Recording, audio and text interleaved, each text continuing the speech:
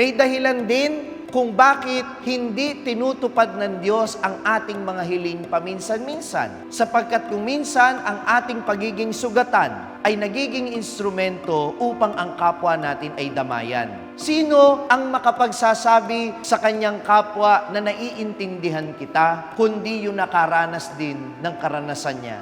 Namatayan. Sino ang makapagsasabi ng naiintindihan kita, kundi yung taong namatayan din?